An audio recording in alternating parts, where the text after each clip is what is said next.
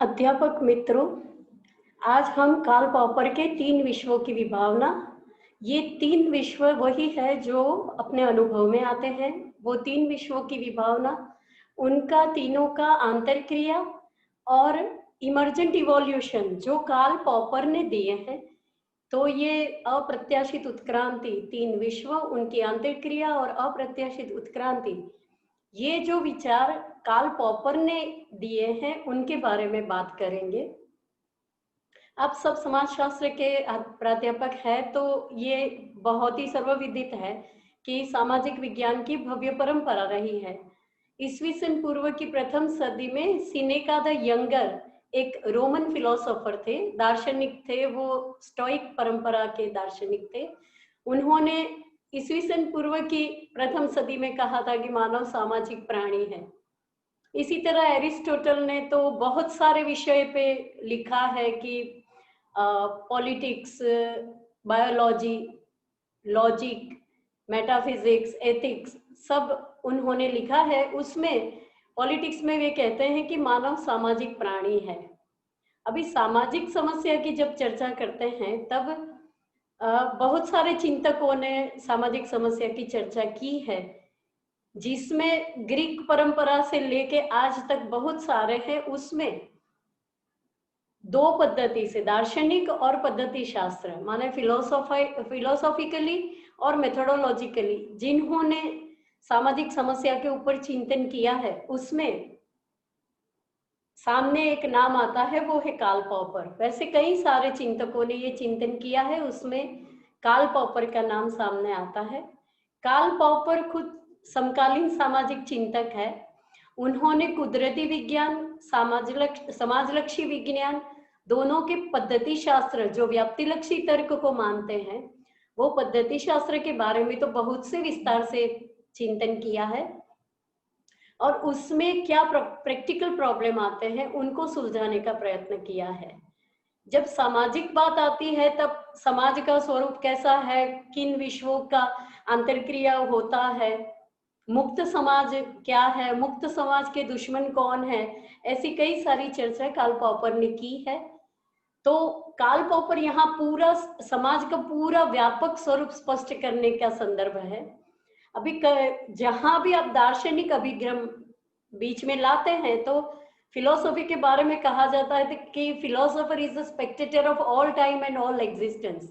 तो ये जो व्यापक दृष्टि है, सर्वदेशी नियम देने की बात है, सभी को लागू पड़े, यूनिवर्सलिटी की बात है, तो ये फिलोसोफाइजिंग हुआ। तो ये व्यापक स्वरूप स्पष्ट करने के संदर्भ में पॉपर ने 3 विश्वों की विभावना स्पष्ट की है, और उनमें मानव समाज में अनुभव होने वाले भौतिक जगत का तो हम सबको अनुभव होता ही है। तो मानव समाज में अनुभव होने वाले भौतिक जगत उपरांत अभौतिक मनस्थितियां का तार्किक आधार पॉपर किस तरह से देते हैं, उनकी बात यहाँ करेंगे। उन्होंने समाज में प्रवर्तमान आनुभविक स्तर पर, जो एम्पिरिकल एक्सपीरियंस होता है, उनके स्तर पर अनुभव में आने वाले 3 विश्वों की विभावना स्पष्ट करके उनकी आंतरक्रिया दार्शनिक एवं तार्किक दृष्टि से अभिव्यक्त की है। अभी यहाँ एक बात स्पष्ट करना जरूरी है कि दार्शनिक पद्धति किसको कहते हैं। फिलोसोफर जब किसी भी बात की स्पष्ट करने की प्रयत्न करता है तब वो फिलोसोफाइजिंग करता है। तो फिलोसोफाइजिंग का अर्थ स्पष्ट करना जरूरी है। हम सभी के पास किसी न किसी फिलोसफी है। हम कलीग को बोलते हैं कि भाई ये तेरी फिलोसफी है, ये मेरी फिलोसफी है, तो सभी को अपनी अपनी फिलोसफी है, फिर भी हम फिलोसोफर नहीं है।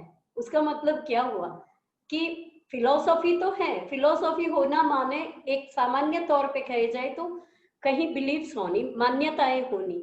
अभी ये मान्यताओं जो हमारे पास है उसमें कहीं असंगति हो सकती है, इसीलिए हमारे पास कई सारी मान्यता है, राजकीय मान्यता है, सामाजिक मान्यता है, जीवन लक्ष्य मान्यता है, धार्मिक क्षेत्र की भी कई सारी मान्यताएं हैं। ये सभी मान्यताओं में जब सुसंगतता आ जाए तब उसको फिलोसोफर कह सकते हैं या फिलोसोफाइजिंग किया कह सकते हैं। अभी सुसंगतता लाने के लिए क्या करना है, तार्किक सुसंगतता होनी जरूरी है।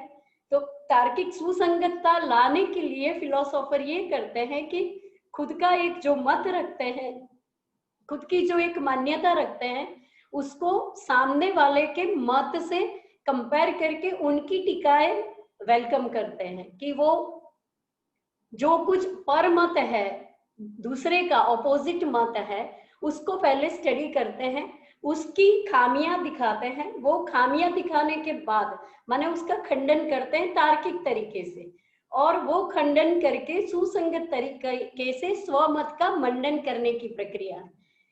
ये इंडियन फिलोसॉफी में है, इतना नहीं है, कहाँ भी एरिस्टोटल ने लॉजिक दिया तभी भी सुसंगतता की तो बात है ही है। जब आप कुछ फिलोसॉफी प्रदर्शित करते हैं, प्रस्तुत करते हैं, तब उसमें सुसंगतता होनी आवश्यक है। तो सामान्य अर्थ में कहे तो फिलोसोफाइजिंग करना माने सुसंगतता करके अपने मत को स्थापित करना।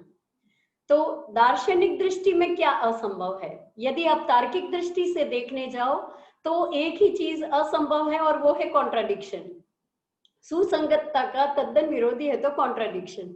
तो जहां भी आपकी 2, 4, 5 फिलोसॉफीज है, मान्यताएं हैं, उसमें जब कॉन्ट्राडिक्शन होता है, विरोधाभास होता है, तो ये विरोधाभास दूर करने का मतलब है फिलोसोफाइजिंग।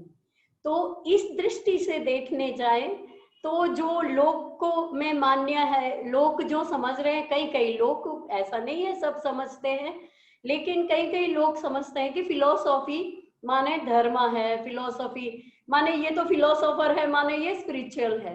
तो स्पिरिचुअलिटी, रिलीजियोसिटी, ये सब अलग है फिलोसोफाइजिंग से। फिलोसोफाइजिंग में तर्क है, तर्क से सुसंगतता साबित करनी है, आप जो कह रहे हैं उसके लिए आर्ग्यूमेंट देनी है। तो एग्रीएबल आर्ग्यूमेंट जब देते हैं उसको फिलोसॉफी कहते हैं, फिलोसोफाइजिंग कहते हैं। दूसरी बात है, ये इंडियन के संदर्भ में ये है कि स्पिरिचुअलिटी, रिलीजियोसिटी ही फिलोसॉफी है। किसी को हम कहेंगे कि ये फिलोसोफर है माने साधु है। तो फिलोसॉफी का मतलब तर्क करना, तर्क से अपने अनुभूति को साबित करना, तर्क से जो कुछ बोल रहे हैं वो तर्क से बोले। दूसरा वेस्टर्न फिलोसॉफी के संदर्भ में है वो कि आर्म चेयर थिंकिंग नहीं है। फिलोसॉफी का मतलब ये नहीं है कि चलो ऐसे ही आराम कुर्सी पे बैठे और जो चिंतन आया, जो स्पेक्युलेशन आया, वो स्पेक्युलेशन हम करते रहे। तो फिलोसॉफी का मतलब आर्म चेयर थिंकिंग भी नहीं है, ये किसी कल्पना नहीं है। प्रमाणभूत ज्ञान करने के जो साधन है, वो साधन में जब तर्क करके मुख्य 2 प्रमाण माने जाते हैं, प्रत्यक्ष और अनुमान, इसका आधार लेके जब आदमी तर्क करता है, तब वो अनुमान प्रमाण द्वारा दिया हुआ तर्क है जो सामने वाले की बुद्धि को सुसंगत लगता है और एग्रीएबल होता है। तो ज्यादातर ये अनुमान प्रमाण से जो साबित करते हैं वो कैसी बातें होती है? ज्यादातर ऐसा है कि प्रत्यक्ष से तो प्रत्यक्षीकरण होता है, वो बातें 5 सेंसेस ऑफ नॉलेज से हम ग्रहण कर सकते हैं, 5 ज्ञानेंद्रियों से हम ग्रहण कर सकते हैं।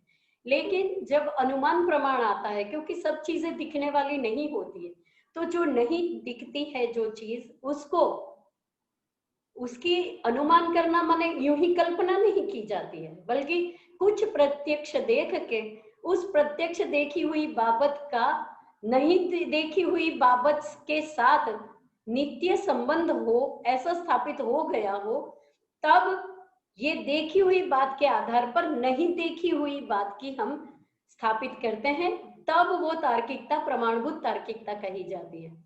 तो ना ही तो ये स्पिरिचुअलिटी है, ना ही तो ये रिलीजियोसिटी है, ना ही तो ये आर्मचेयर थिंकिंग है, बल्कि ये है प्रमाणभूत ज्ञान प्राप्त करने का जो अनुमान प्रमाण है। और अनुमान का मतलब कल्पना नहीं है, लेकिन प्रत्यक्ष देख के, प्रत्यक्ष और अप्रत्यक्ष के बीच का संबंध भी देख के, बुद्धि से मान के फिर अप्रत्यक्ष की बात करते हैं।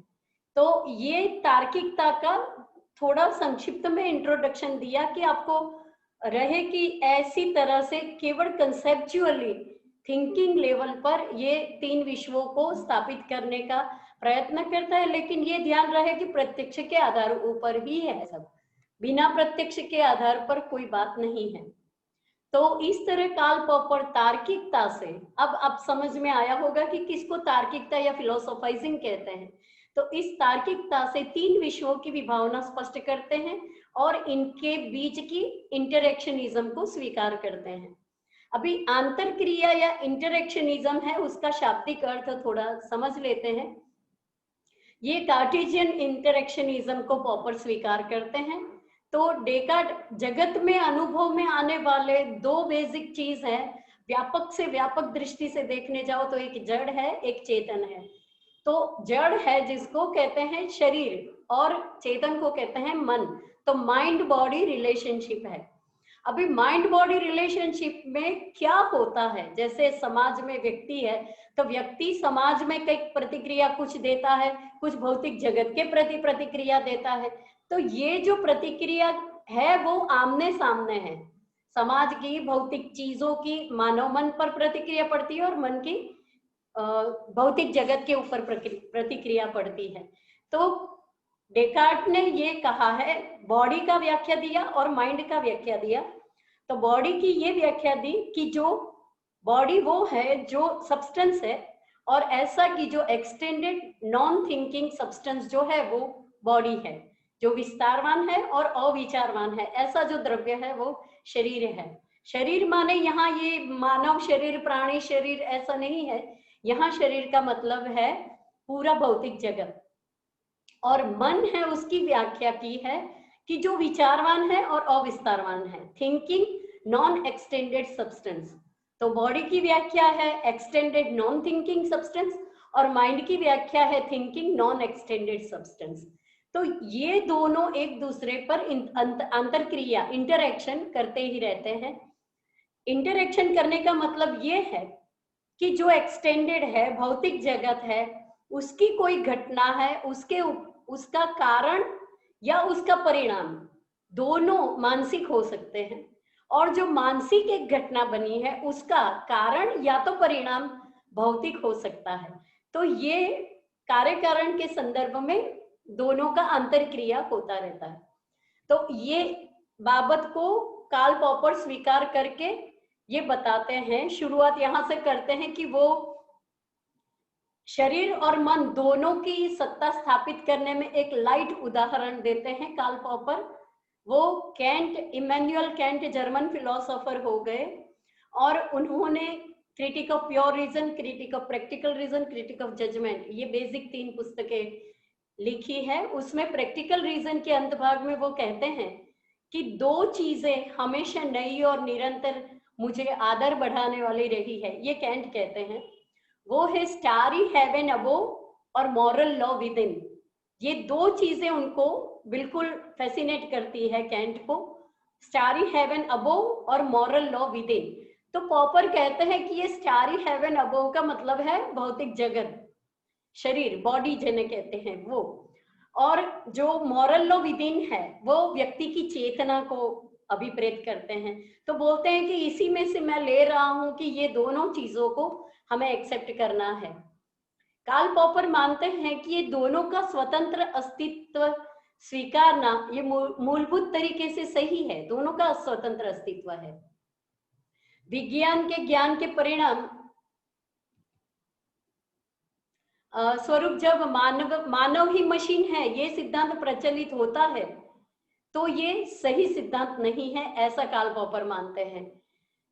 विज्ञान के परिणाम स्वरूप व्याप्ति लक्षी तर्क से जो दिखे उन्हीं को मानना है, उसके हिसाब से ब्रेन और ब्रेन के फंक्शंस दिखते हैं, और ब्रेन फंक्शंस के आधार पर मैं हाथ ऊंचा करती हूँ, मैं बोलती हूँ, आप सुनते हो, सभी को मशीन की तरह समझाने का प्रयत्न किया गया।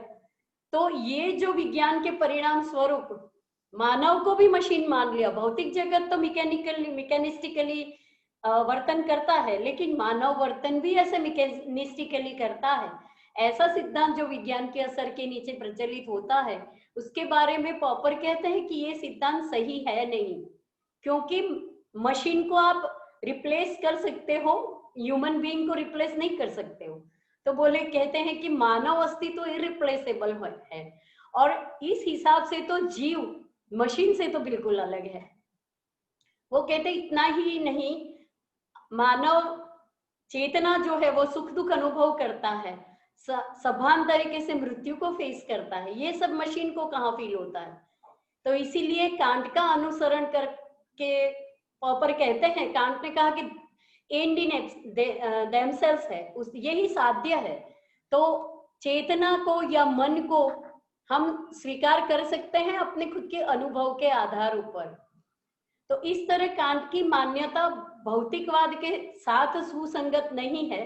कार्ल पॉपर भौतिकवाद की ऐतिहासिक सिद्धियों का तो महत्व जानते हैं, पर साथ में वो सिद्धियों को मानते हुए भी भौतिकवाद संपूर्ण सत्य नहीं है, ये दर्शाते हैं। इस तरह शरीर मन की व्याख्या करने के बावजूद पॉपर तत्वमीमांसकीय प्रश्न जैसे कि शरीर क्या है, मन क्या है इत्यादि को सुलझाने का प्रयत्न नहीं करते हैं। वो ज्ञान मीमांसकीय दृष्टि बिंदु से शरीर मन संबंध को समझाने का प्रयत्न करते हैं। तो ज्ञान मीमांसकीय दृष्टि माने अपने अनुभव में, अपने ज्ञान में कैसे ये शरीर मन आते हैं, ऐसे तत्वतः उनका अस्तित्व कैसा है, वो उनका स्वरूप कैसा है, वो समझाने का प्रयत्न नहीं किया है। हमें जो ज्ञान होता है वो ज्ञान मीमांसकीय दृष्टि, वो दृष्टि को सामने रख के शरीर मन संबंध को वो समझाने का प्रयत्न करते हैं। अपने सिद्धांत को समझाने से पहले पॉपर अन्य सिद्धांतों की समीक्षा करते हैं, जिसमें है भौतिक एक तत्ववाद, ये विज्ञान के असर के नीचे जो आया है प्योरली मटीरियलिज्म। तो भौतिक एक तत्ववाद, छायावाद और सर्वमानसवाद, ये तीनों एक दूसरे से संलग्न तो है लेकिन स्वतंत्र सिद्धांत है, उनकी वो समीक्षा करते हैं। वाद माने सिद्धांत। तो भौतिक एक तत्ववाद ये सिद्धांत है कि मानसिक घटनाएं या व्यक्तिगत अनुभूतियां या चेतना ऐसा कुछ है ही नहीं, या तो है नहीं या तो उसका कोई भौतिक जगत के कार्यकारण नियम में कोई उसका कोई महत्व नहीं है। तो भौतिक एक तत्ववाद ऐसा है कि मानसिक स्थितियां, मानसिक जो कोई अनुभूतियां हैं उसका स्वीकार ही नहीं करता है। ऐसा कहते हैं कि ऐसा कोई चीज है ही नहीं जिसको चेतना कहो, जैसे व्यक्तिगत अनुभूतियां कहो या कोई मानसिक घटनाएं कहो, ऐसा कोई चीज है ही नहीं, ऐसा भौतिक एक तत्ववाद कहता है, मटीरियलिस्टिक मोनिज्म।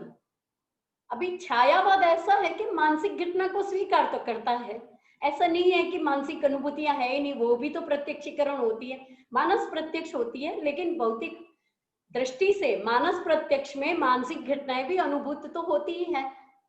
तो ये सिद्धांत मानसिक घटना का तो स्वीकार करता है, परंतु उनको भौतिक घटना की छाया या परछाई ही समझकर ऐसा स्वीकार है कि भौतिक घटना ही मुख्य है, उसकी परछाई या छाया के हिसाब से हमारे माइंड में कुछ इंप्रेशन पड़ती है, और मानते हैं कि भौतिक जगत कार्यकारण संबंध से व्याप्त है, तो उसके ऊपर अपनी मानसिक क्रिया का कोई प्रभाव नहीं पड़ता है। तो मानसिक क्रिया है लेकिन ऐसे ही है, लेटेंट स्थिति में है, और भौतिक जो है वही मुख्य है। भौतिक जो घटना है उसका कार्यकारण संबंध से बिल्कुल सिस्टम में चल रहा है सब कुछ, और उसके लिए मानसिक घटना की कोई ना तो आवश्यकता है और ना तो उसका कोई प्रभाव भौतिक घटना के ऊपर पड़ता है। तो मानसिक घटना के बिना ही आप भौतिक घटना समझा सकते हैं पूरी की पूरी, ऐसा ये छायावाद मानता है। अभी पॉपर के मत से ये दोनों सिद्धांत अलग होते हुए भी दोनों मानव के दुखों, मानव की अनुभूतियां, सुख दुख है, परोपकार की प्रवृत्तियां है, इष्ट के लिए होती प्रवृत्ति है, तो ये सब अनुभूतियों को दोनों एक या दूसरे तरीके से नजरअंदाज करते हैं। एक है वो स्वीकार ही नहीं करता है, दूसरा है वो स्वीकार तो करता है लेकिन बहुत महत्व वाला नहीं मानता है। तो इस तरह भौतिकवाद गलत तो है ही, उपरांत वो साथ ही साथ दूसरी टीका पॉपर ये करते हैं कि यही चीज मानने से डूज एंड डू नॉट्स, विधि निषेध, पूरे के पूरे नीति शास्त्र का अवमूल्यन हो जाएगा। नीति शास्त्र आउटराइट मॉरल फिलोसॉफी उड़ जाती है जब ये सब भौतिक दृष्टि से ही, नियति है, कार्यकारण संबंध से ही चल रहा है, तो नीति शास्त्र का बिल्कुल छेदन ही हो जाता है, वो रहता ही नहीं है।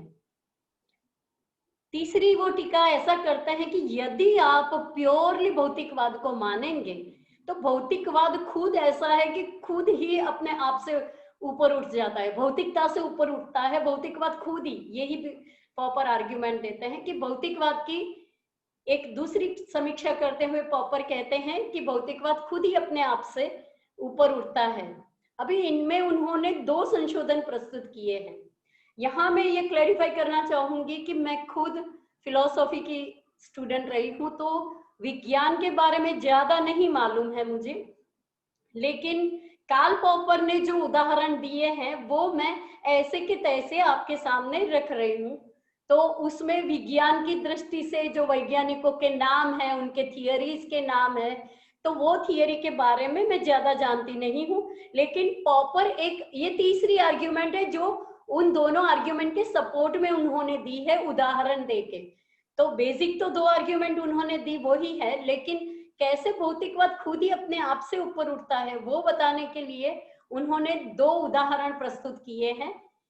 तो ये है पार्मेनिडिस जो ग्रीक फिलोसोफर थे, उन्होंने थियरी ऑफ प्लेनम दी थी, जो बाद में कैसे डेवलप हुई, कंटिन्यूटी थियरी ऑफ मैटर में डेवलप हुई, जिसमें फैराडे, मैक्सवेल, क्लिफोर्ड और उनके समकालीन आइंस्टाइन, श्रोडिंगर जैसे चिंतक, जैसे वैज्ञानिकों ने फील्ड थियरी ऑफ मैटर और क्वांटम जियो मेट्रोडायनेमिक्स डेवलप किया।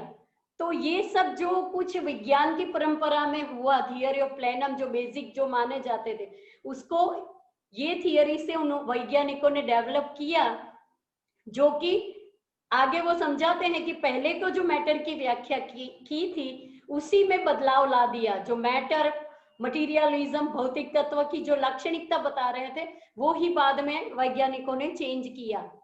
दूसरा उदाहरण वो देते हैं, ल्यूसिपस डेमोक्रिटस एपिक्यूरियस ने अणु सिद्धांत दिया।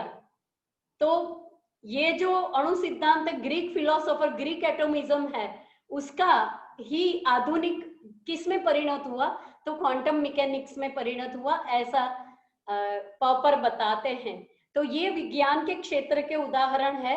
हाँ, इतना है कि फिलोसॉफी में हम ये थियरी ऑफ प्लेनम या तो ये ग्रीक एटोमिज्म तो पढ़ाते हैं, लेकिन ये आधुनिक क्वांटम मैकेनिक्स का, आधुनिक विज्ञान का ज्ञान नहीं है। लेकिन कार्ल पॉपर ने ये जो उदाहरण दिया है, इसके द्वारा उन्होंने कहा कि जो पहले जिस भौतिकता की बात कर रहे थे उसी भौतिकता की जो कोई लाक्षणिकता थी उसको बिल्कुल बदल दिया है। तो इस तरह से भौतिकवाद खुद ही अपने आप से ऊपर उठ गया है। ये दोनों सिद्धांत खुद अपने भौतिकवाद से ऊपर उठे हैं। ये दोनों कार्यक्रम वह सिद्धांत से शुरू हुए थे कि भौतिक तत्व वो है जो स्थल में विस्तारित है या तो स्थल का भाग है। कार्ल पॉपर थियोरेटिकली कहते हैं कि मूलभूत और पर्याप्त लाक्षणिकता भौतिक तत्व की वो मानी जाती थी कि जो विस्तारवान है, जिसको डेकार्ट ने जो व्याख्या दी कि भौतिक क्या है, बॉडी क्या है, तो विस्तारवान है, स्थल में विस्तारित है, कोई स्पेस में वो जगह रोकता है। उपरांत इसी की परिभाषा में अन्य सब कुछ का स्पष्टीकरण हो सकता है। बस ये भौतिक ले लो, उसी से बाकी की सब मानवीय जो है वो उसको भी भौतिक मान के, सब मानवीय अनुभूतियों को भी भौतिक मान के ऐसे ही समझा लेना है, ये माना जाता है। तो पहले ये भौतिक तत्व को स्थल में विस्तारित मानते थे और वो ही को बाद में स्थिति स्थापकता या सुसंगतता या घन प्रवाही वायु को भी भौतिक तत्व मानने लगे। इस तरह भौतिक तत्व को समझाते समझाते आधुनिक भौतिक शास्त्र अपना मूल भौतिकवाद की खुद की जो विस्तारवान वाली संकल्पना थी उसी से ही ऊपर उठ जाते हैं। जैसे कि ये भी विज्ञान का ही उदाहरण देते हैं पॉपर, तो थोड़ा थोड़ा समझने का प्रयत्न कर रही हूँ, लेकिन विज्ञान का मेरा कोई बैकग्राउंड नहीं है, तो पॉपर ने जो दिया है वही उदाहरण मैं यहाँ प्रस्तुत कर रही हूँ। तो परंपरागत भौतिकवाद, जिसमें भौतिक तत्व विस्तारवान द्रव्य है जो स्थल में विस्तारित है और एक तत्व अन्य तत्व को धक्का देता है और इस धक्के से जो असर होता है उससे कार्य कारण का समाधान होता है।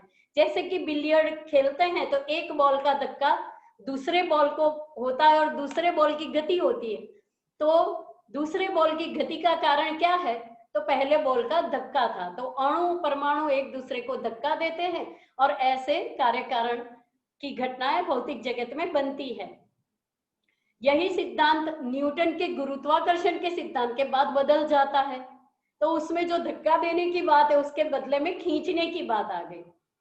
तो गुरुत्व आकर्षण है, जैसे कि भारी चीज है गुरुत्व चीज, तो नीचे डालेंगे तो नीचे गिर जाएगी, तो उसमें कहा किसने धक्का दिया, धक्का नहीं है, नीचे पृथ्वी पे गुरुत्वाकर्षण है तो वो खींचता है उसे। तो इसका मतलब ये हुआ कि पहले में एक बॉल और दूसरे बिलियर्ड बॉल को जो कांटेक्ट होता था, उसके बदले में ये भूमि है और ऊपर से डाल रहे हैं तो डिस्टेंस है, तो उसमें एक्शन जो था वो क्या था, एक्शन बाय कांटेक्ट था। उसकी जगह विज्ञान में ही एक्शन बाय डिस्टेंस हो गया। तो बाद में लेटर न्यूटनियन ये खींचने को ही भौतिक तत्व का गुण मानने लगे।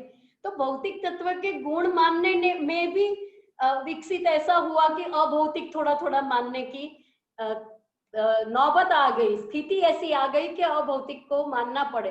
तो इस तरह से पॉपर बताते हैं कि भौतिकवाद खुद अपने आप से ऊपर उठता है, प्योरली भौतिकवाद को छोड़ना पड़ रहा है उन लोगों को।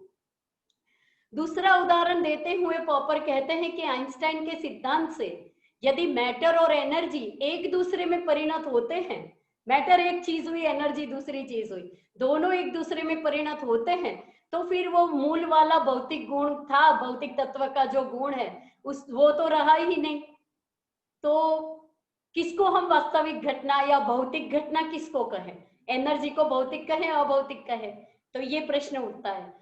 कार्ल पॉपर वास्तविकता को इस तरह समझाते हैं कि वास्तविकता ये है जिसका विस्तार है, जैसे कि पर्वत, मकान, तारे जैसी बड़ी चीजें, रचकण जैसी छोटी चीजें और अणु जैसी सूक्ष्म चीजें।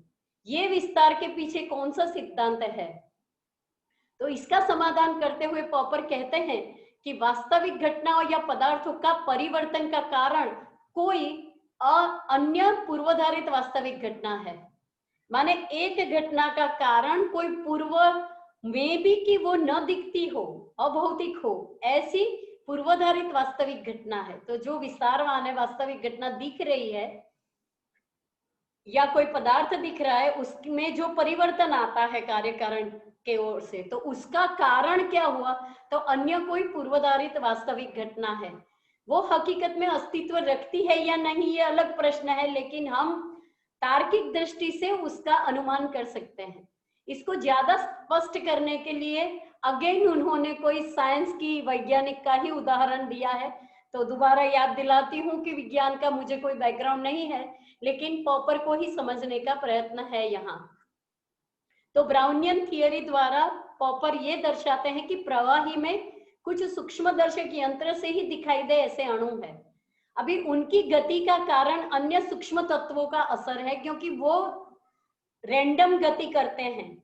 अभी वो ऐसी गति कर रहे हैं कि सीधा कार्यकरण नहीं दिख रहा है। तो कह सकते हैं कि गति वैसे ही तो नहीं होती है, तो उसका कोई अन्य सूक्ष्म कोई तत्व होंगे। अभी ये ही खुद जिसकी गति दिख रही है वही सूक्ष्मदर्शक यंत्र से दिख रहे हैं। अभी उससे भी कोई छोटे तत्व है जिसकी असर से ये कार्य कारणगत असर उत्पन्न होती है। तो दृश्यमान वास्तविक तत्वों पर की कार्य कारणगत असर उत्पन्न करने वाले अदृश्यमान कोई छोटे मॉलिक्यूल है, ऐसी धारणा उत्पन्न होती है। तो कार्ल पॉपर कहते हैं कि इस तरह we accept things as real if they can causally act upon। यदि घटना दिख रही है, कार्य दिख रहा है, उसका कारण दिख नहीं रहा है, लेकिन वो कारण को हम रियल मान सकते हैं और interact without ordinary real material things. जहां उसका कार्य का रियल मटेरियल थिंग कोई नहीं दिख रहा है और फिर भी उसका कोई कार्य परिणाम दिख रहा है, तो नक्की उसका कोई कारण है जिसको भी हमें रियल मानना पड़े। तो इस तरह पॉपर भौतिकवाद से सहमत होते हुए भी उत्क्रांति से उत्पन्न होते मन और भाषा के बारे में भी भौतिकवाद से अलग होते हैं। अभी तक मैं भौतिक की बात की और बायोलॉजिकली भी वो ऐसा कहते हैं कि मन और भाषा जो अपनी उत्पन्न हुई है उसमें भी हम सिर्फ भौतिक कार्यकारण संबंध से मन और भाषा के उद्भव का खुलासा नहीं कर सकते हैं। तो उत्क्रांति से उत्पन्न होते मन और भाषा के बारे में भी पॉपर भौतिकवाद से अलग होते हैं। ज्यादातर जब मानव मन कहानियां, स्पष्टीकरणात्मक दंत कथा है, साधन भजन, कला का सर्जन और विज्ञान के कार्यों को देखते हैं, वो कहते हैं कि we cannot wonder that matter can thus transcend itself. हमें ये सरप्राइज होता है, वंडर होता है कि ये भौतिक भौतिक करते करते कैसे अभौतिक में ट्रांसेंड हो जाता है। तो we can only wonder that matter can thus transcend itself by producing mind, purpose and a world of products of human mind. तो ये जो पूरा समाज देखो क्या है, world of product of human mind है ये। तो माइंड है, हेतु लक्षिता है, ये सब जो आता है ह्यूमन भौतिक जगत के संपर्क से ही ये सब आता है। तो ये कहते हैं कि matter can thus transcend itself. तो पॉपर कहते हैं कि भौतिकवाद के सिद्धांत को बिना तोड़े, भौतिकवाद को रखो, हम ऐसी चीजें कारण रूप, ऐसी अव्यक्त चीजों का स्वीकार कर सकते हैं जो खुद तत्वादृश्यमान है लेकिन उनका परिणाम दृश्यमान है। तो जो परिणाम दृश्यमान है और बिना कारण के कोई परिणाम नहीं होता है, तो फिर उनका अदृश्यमान कारण तत्व, कारण रूप जो तत्व है, उनको हमें स्वीकार करना पड़े। उत्क्रांतिवादी मंतव्य में भी दो परंपरा रही है। पॉपर उसमें भी कहते हैं ये मानव समाज की जो असर है, मानव समाज जो उत्पन्न हुआ है वो मन मगज के डेवलपमेंट के बाद हुआ है। तो उत्क्रांतिवादी दृष्टि में भी दो अभिगम बहुत ही फेमस है, एक तो लामार्क का है और एक तो डार्विन का है। डार्विन का प्योरली मटीरियलिस्टिक अप्रोच है और लामार्क का है टेलियोलॉजिकल अप्रोच, तो हेतुलक्षी अप्रोच है। तो डार्विन के प्योरली मटीरियलिस्ट जिसमें स्ट्रगल फॉर एग्जिस्टेंस है, कुदरत पसंद करता है, सर्वाइवल ऑफ द फिटेस्ट है, और फिट कौन करता है, तो बोलते हैं नेचर सिलेक्शन करता है। नेचुरल सिलेक्शन से जो फिट होता है नेचर में वही सर्वाइव करता है। तो और ये भौतिकवादी दृष्टि से होता है और उसमें डार्विन क्या कहते हैं, बाय चांस ये सब हो जाता है। तो इससे असहमत होते हैं। और लामार्क का जो थियरी है जो हेतुलक्षी है कि प्राणी के मन में इच्छा होती है तब उसके अंग में परिवर्तन आता है, सदियों बाद परिवर्तन आता है। लेकिन जो लामार्क का है वो कहता है कि शरीरों में जो उत्क्रांति हुई है, परिवर्तन हुआ है, वो हेतुलक्षी है, यूं ही भौतिकवादी या मटेरियलिस्टिक नहीं है। तो डार्विन के उत्क्रांतिवादी मंतव्य से असहमत होते हुए और लामार्क को सत्य मानते हुए पॉपर कहते हैं कि पत्थरों के बीच में वृक्ष का निकलना, उसमें जंतु या प्राणियों की खाने की पसंदगी देखते हुए हम कह सकते हैं कि कुदरती पसंदगी में व्यक्तिगत पसंदगी और कौशल्य भी कारणभूत है। डार्विन तो नेचुरल सिलेक्शन कह के अटक जाते हैं, लामार्क व्यक्तिगत पसंदगी को भी मानते हैं। तो व्यक्तिगत पसंदगी या इच्छा, तो व्यक्तिगत पसंदगी और कौशल्य भी कारणभूत है, ऐसा पॉपर कहते हैं। इसमें यही प्रश्न है कि पहले शारीरिक परिवर्तन होता है और बाद में आदत या इच्छा होती है, या पहले इच्छा जन्मती है बाद में शारीरिक परिवर्तन होता है। तो लामार्क ये पॉपर कहते हैं कि ये दोनों चीजें संभव है, इसीलिए इससे मानसिक घटनाओं का तो स्पष्ट स्वीकार होता है। या तो शारीरिक परिवर्तन के बाद इच्छा हुई तो भी मानसिक घटना का स्वीकार करो, या तो पहले मानसिक इच्छा हुई बाद में शारीरिक परिवर्तन हुआ तो भी मानसिक घटना को स्वीकार करो। तो मानसिक घटना का स्वीकार आपोआप हो जाता है। और यदि इससे आगे, ये तो एक बिल्कुल इंस्टिंक्ट लेवल पे भी हम इसको समझ सकते हैं, लेकिन इससे आगे की बात है कि आदमी की पसंदगी विशिष्ट रूप से है। जैसे कि कोई वक्तव्य देना पसंद करता है, कोई वक्तव्य में रस लेता है, उसमें मानव मन और मगज की जो इंटेलेक्चुअल एकेडमिक जो उनका पसंदगी है, जरूरियात की पसंदगी नहीं। ये शरीरों का परिवर्तन लामार्क जो कहता है वो शरीर की जरूरियात है और उसी हिसाब से आदमी इच्छा करता है।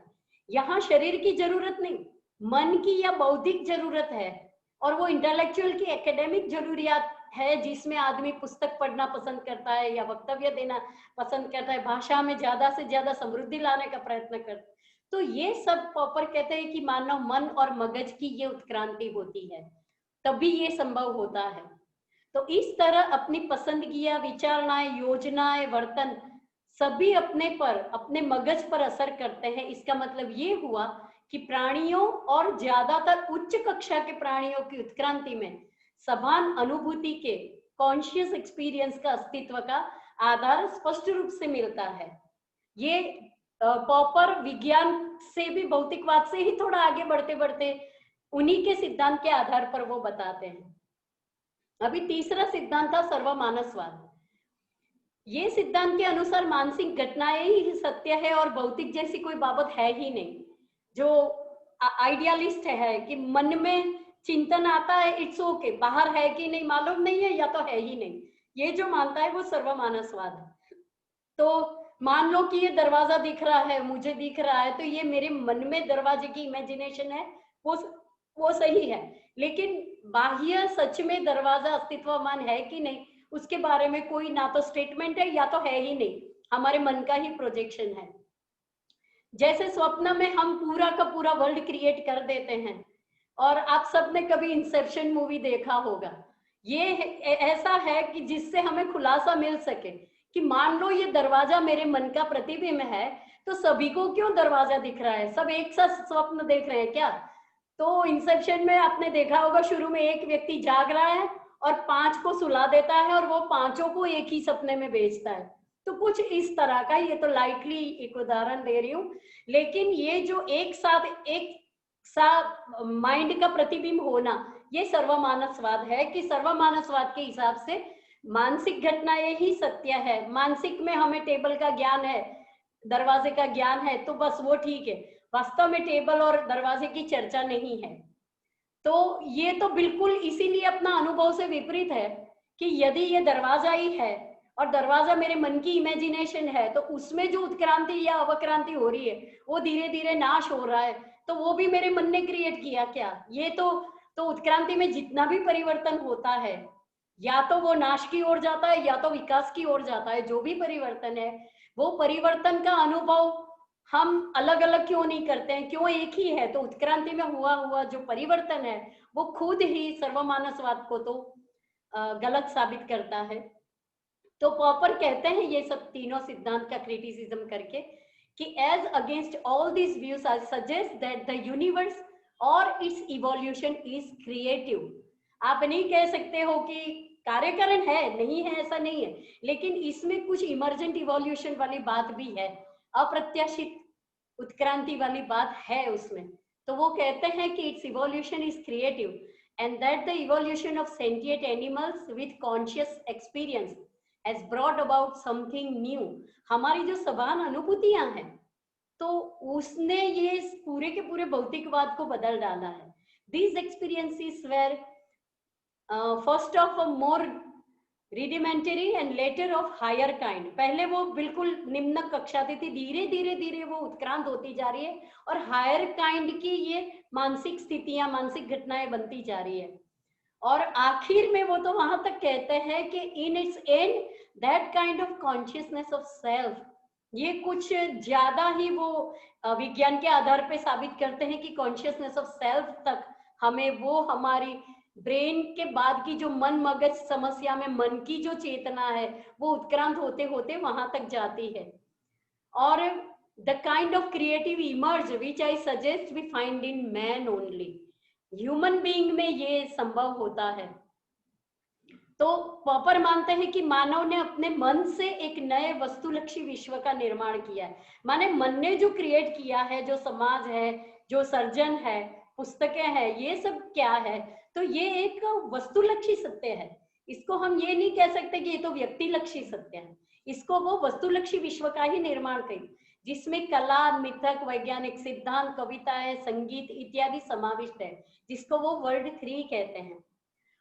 तो भौतिक तत्व से मन तक की उत्क्रांति को पॉपर 3 विश्वों की विभावना से इस तरह समझाते हैं। भौतिक तत्व कहाँ है, मन कहाँ है, और ये विश्व 3 में ह्यूमन ब्रेन का डेवलप जो उत्क्रांत स्थिति है वो कहाँ है।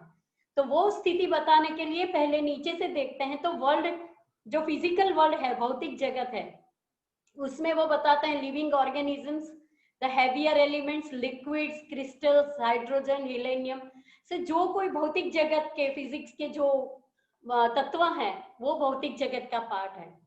दूसरा है the world of subjective experiences, व्यक्तिगत जो अनुभूतियां होती है, और सेंटिमेंट्स है।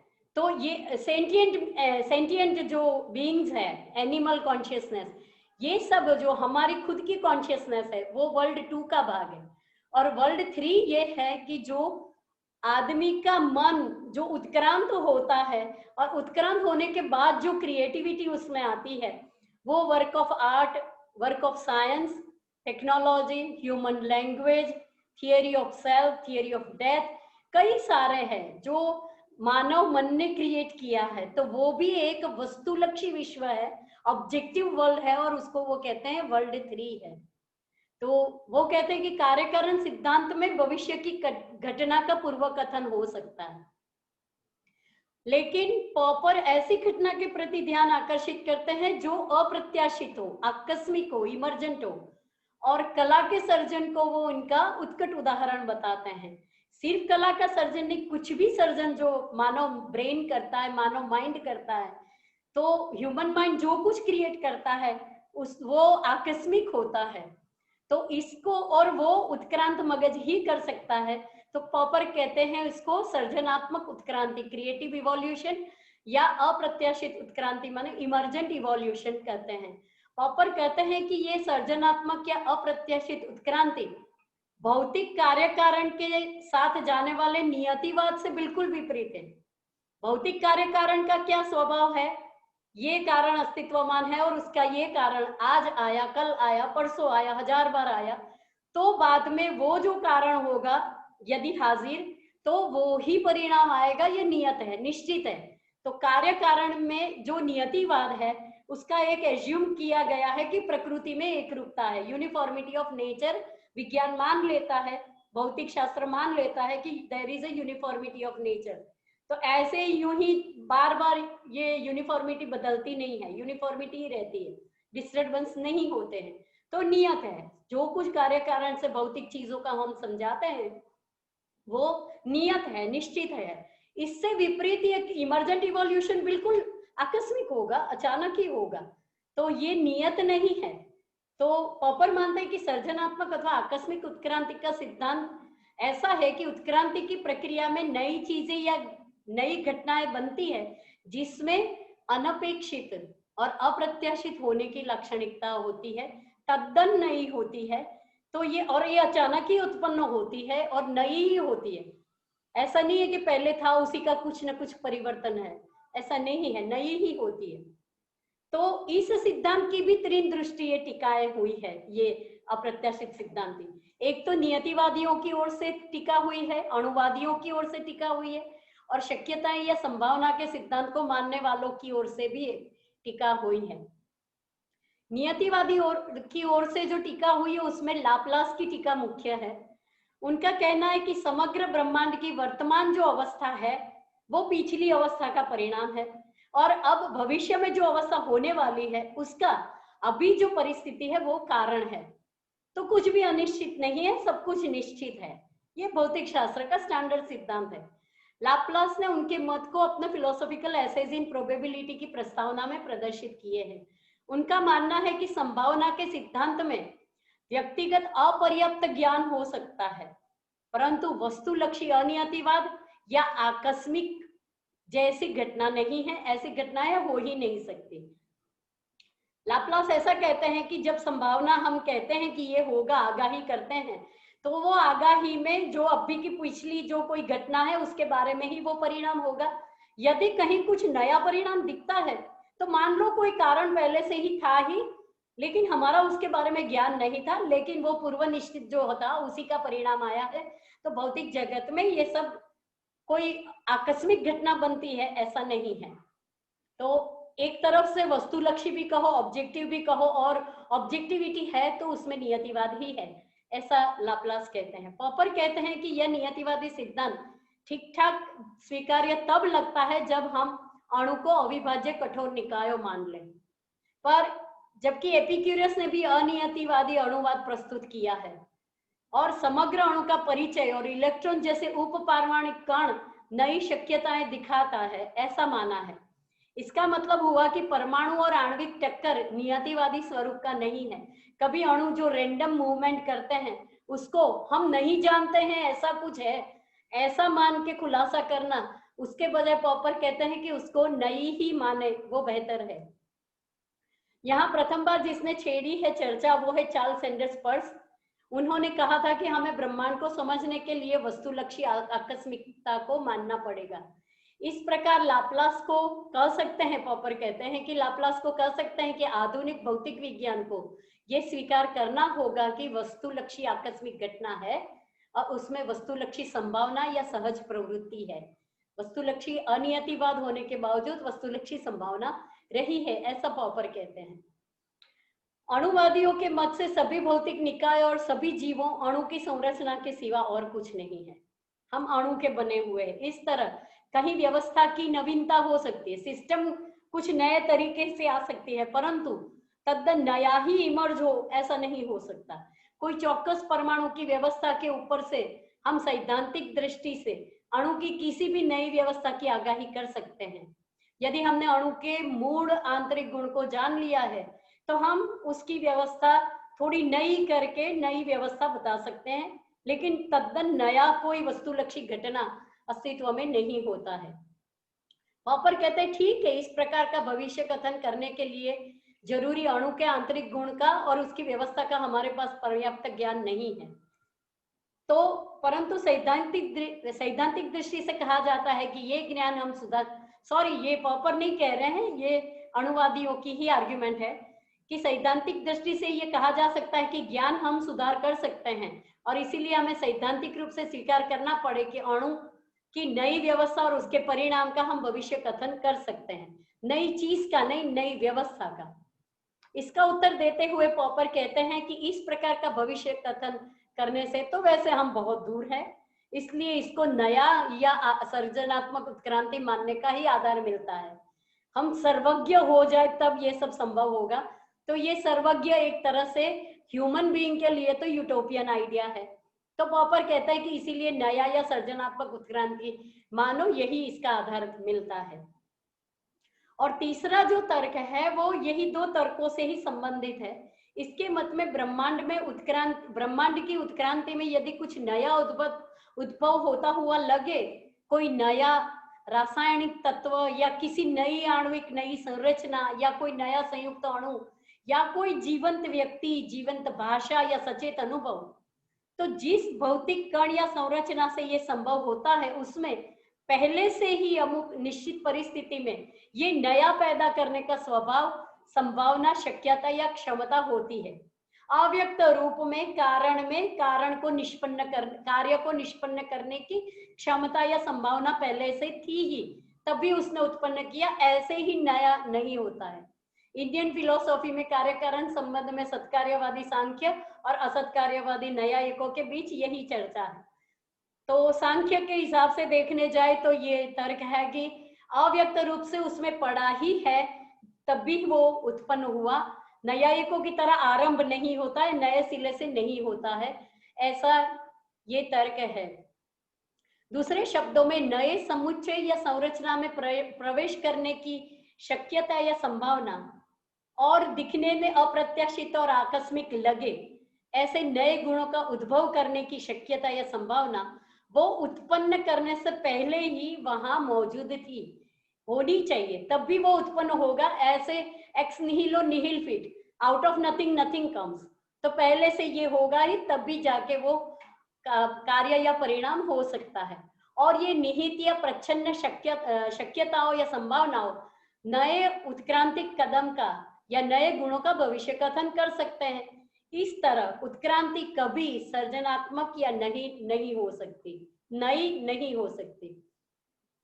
पॉपर कहते हैं कि तीसरे तर्क को मन या चेतना की उत्क्रांति पर यदि लागू किया जाए तो वह आखिर में सर्वमानसवाद की ओर ले जाएगा।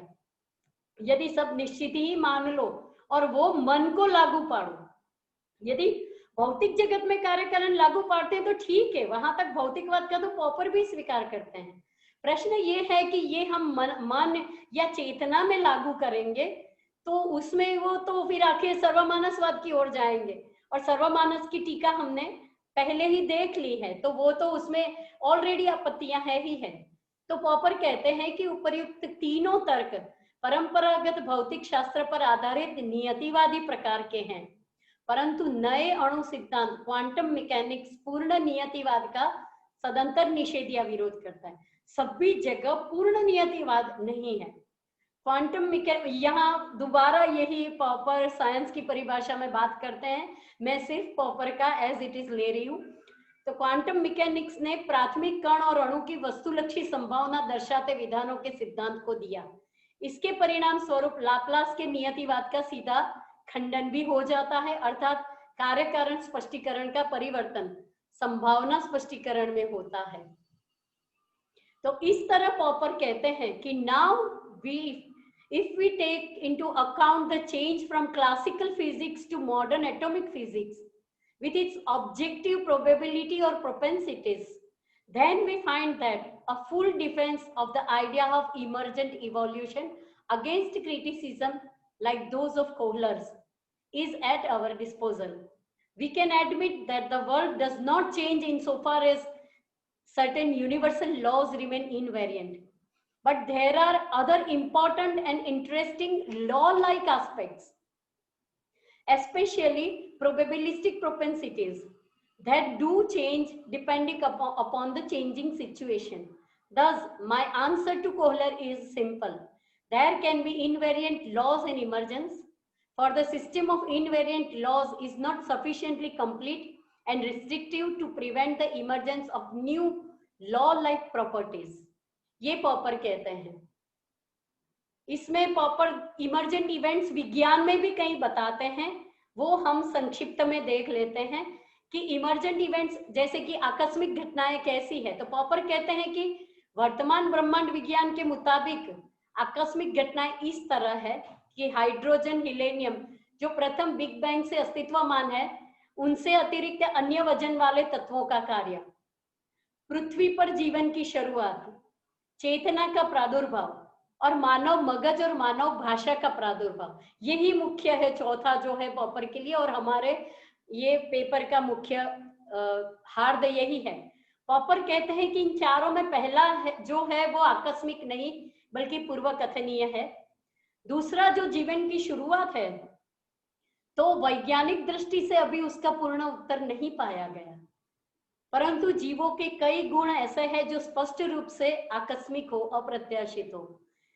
उसी तरह उत्क्रांति के दौरान जाति के जो नए गुण उत्पन्न हुए हैं उसमें भी आकस्मिकता का गुण है। तीसरी बात है चेतना का प्रादुर्भाव समझाना बहुत ही कठिन है। इस संदर्भ में दो विरुद्ध सिद्धांत सामने आते हैं। एक तो हमने देखा कि सर्वमानसवाद जो मानता है कि छोटे से कण अणु में भी चाहे निम्न कक्षा का है जीवन है, और दूसरी ओर वर्तनवादी मानव में चेतना को ही नहीं मानते, मगज को ही मशीन मानते हैं और मगज में कुछ पॉइंट होता है, मानव वर्तन करता है, तो वर्तनवादी तो चेतना को मानते ही नहीं। इस बीच कार्टेशियन मत, जो शुरू में हमने शरीर मन का अंतरक्रिया देखा था, कार्टेशियन मत ये बना कि केवल मानव में ही चेतना का उद्भव होता है, अन्य प्राणियों में नहीं। तो इसका भी पॉपर खंडन करते हैं। पॉपर कहते हैं कि लेकिन यह मत उत्क्रांति के सिद्धांत को जानने से पहले का है। पॉपर कहते हैं कि हम उच्च स्तरीय और निम्न स्तरीय चेतना को मानने का आधार मान सकते हैं। पॉपर जीव विज्ञानी जेनिंग्स का निरीक्षण बताते हैं कि अमीबा के अमुक वर्तन को देख के उन्होंने माना कि उसमें चेतना है। इस तरह हम चेतना के प्रादुर्भाव की शर्तों के बारे में भी चिंतन कर सकते हैं। चौथा बहुत ही महत्व का है मानव मगज का प्रादुर्भाव। हमारे मगज में 10,000 मिलियन न्यूरॉन्स है और इससे 1000 गुना ज्यादा अंतर्ग्रथन से ये जुड़े हैं। तो हाइक मानते हैं कि मानव मगज के कार्य को संपूर्ण रूप से समझना तो अशक्य है। मोनोड कहते हैं कि हम ज्ञान की आखिरी सीमा से तो कई कोसों दूर है। हमको वो 1-2% का ही ब्रेन का यूज करते हैं, इतना कॉम्प्लिकेटेड हमारा मगज है। तो प्रश्न ये होता है कि ऐसा कॉम्प्लिकेटेड मगज उत्क्रांति की प्रक्रिया में कैसे उत्पन्न हुआ।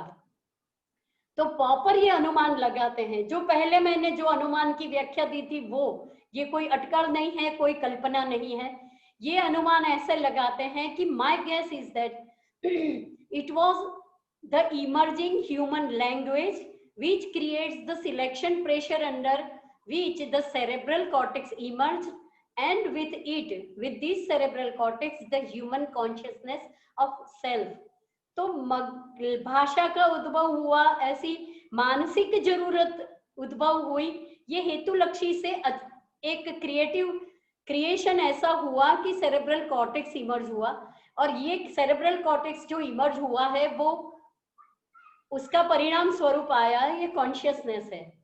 अभी ये जो चेतना तक आ गए, जगत से लेके चेतना तक में क्या अंतरक्रिया होती है वो सूक्ष्म में ये अभी कंक्लूडिंग रिमार्क में बता रहे हैं। तो पॉपर कहते हैं कि एक तो भौतिक विश्व है जहां प्रक्रिया, शक्ति, बल का क्षेत्र एक दूसरे के साथ अंतरक्रिया करते हैं, इसीलिए उसे हम भौतिक निकायों का जगत कहते हैं।